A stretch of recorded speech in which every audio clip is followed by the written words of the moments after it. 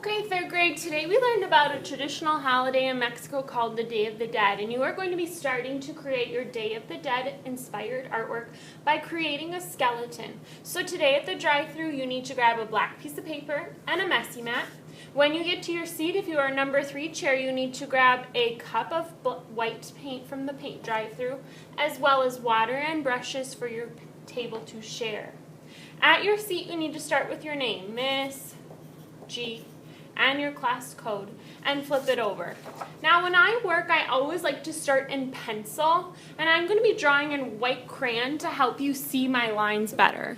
Now I'll be drawing in white crayon, but you should draw in pencil so that if you make a mistake, you can erase. Now what we're creating is a really large skeleton. A skeleton is a human form, just the structure of it. So we're thinking a lot about what those bones are shaped like, and we're trying to make it really large to fill our page. So I only see about the torso of my skeleton here, and there's going to be a hat up above. So my skeleton, because I don't see its whole head, I'm going to start with a semicircle.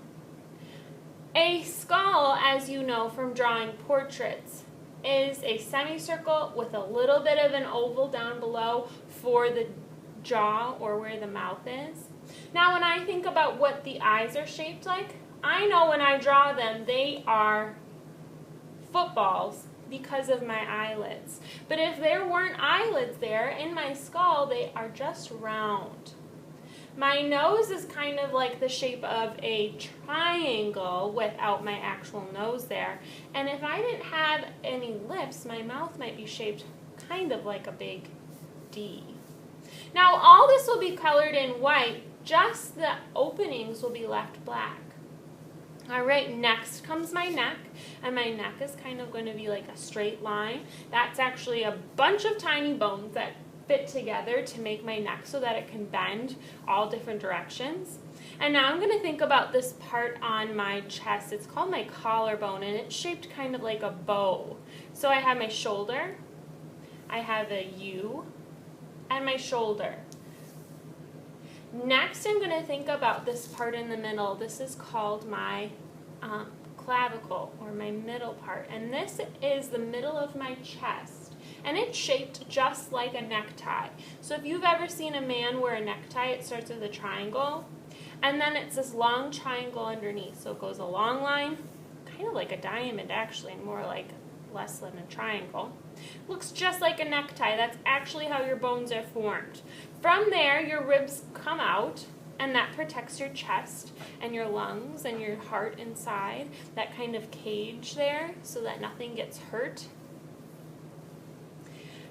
On the sides I have my arms, so I might just draw a big circle to show my shoulder joint, and a line to come down from my arm, and a circle for my elbow, and a line. I am mostly symmetrical, so what happens on one side is going to happen on the other. Now that I have this all sketched out, I'm ready to paint. So water isn't super necessary today unless your paint is moving a little bit sticky, and then you might add a little bit of water to your brush, because we want this to be really bright white. Okay? So like I said, I'm going to go around everything but my eyes and my nose on my face. So maybe I'll outline those first to make sure I don't accidentally paint over them.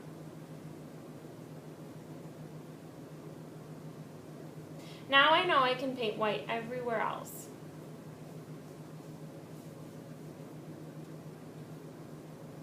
I've got my messy mat here so I can paint right to the edge. And remember, there's going to be a hat up above, so my head is kind of like a semicircle.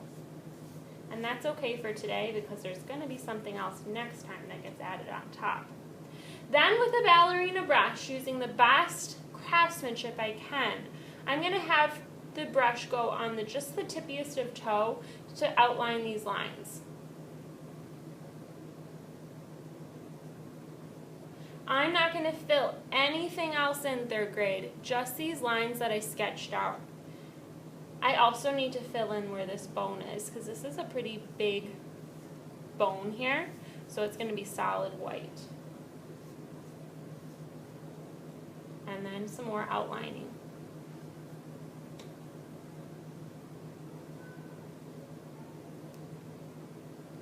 Do you notice how I didn't get any water during this? I mostly just used paint, okay? So a lot of the water that you use is just because you're changing color, and with this project we're using all white, but it can get washed out at the end.